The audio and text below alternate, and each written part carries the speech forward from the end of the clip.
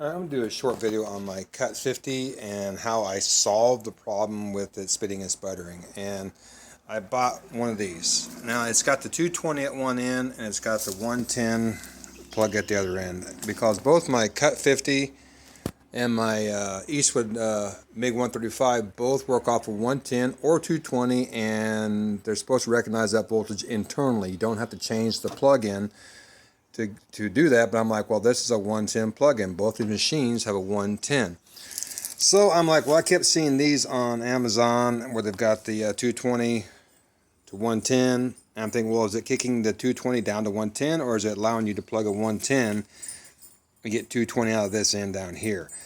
So, hi Karma. Anyway, I'm like, I couldn't find out, and I still don't know. I do know that once I plug this thing in to my plasma cutter, it finally cut like it's supposed to be. And I've used these machines for years, and this thing would just spit and sputter, and maybe because the 220 is off a 30 amp breaker, I don't know. I do know that finally my plasma cutter, this my Cut 50, and which brand is this one? This one here is the Melcom Cut 50. I think they're all the same. They're different names, but they all have a Cut 50 on them. Some have like a different, like H or something on them too. But it finally worked like it's supposed to. So this did solve my problem. I don't know if I have 220 coming out that end, or if it's 110, but on the 30 amp breaker, it makes a difference. If anyone knows, let me know. Is that 220 coming off that end down there? So, because an electrician friend of mine was trying to figure out how they could do that off of this setup right here, but it's pretty heavy, and they do warn you don't plug anything into this that runs off 110 because, well, they don't say why. I'm assuming because you'll fry it. So, now my Eastwood MiG 135, it ran great on 110. It did perfect. They got 220 versions of these or 110 versions of these, but this one here recognized on the back says 110 or 220, and it seemed to work a lot better once they plugged it into that new setup also. The new 220 plug-in seemed to work a lot better. So, but the Eastwood, thumbs up, does everything you want to do. It's perfect for welding sheet metal because I'm cutting the floor out of this 50 Deluxe, and I got work on my Chevelle, my 71 Chevelle I'm doing work on also. And I need the machines working correctly. I spent 20 years working in machine shops, so I'm very familiar with these machines, doing welding and fabrication. So I hope that helps. Buy one of these plugs, get yourself something 220, and this is how I was able to plug it in, and it seemed to do the trick. So they prefer 220, at least that plasma cutter, that Cut 50 does. I don't know why. I see some of these Cut 50s on YouTube, and they work just fine on 110.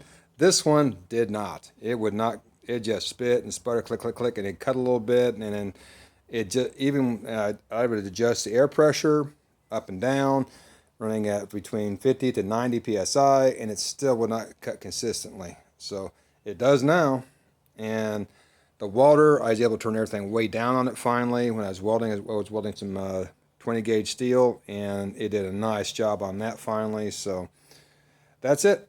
Cut 50. Good plasma cutter, but that one was pretty finicky.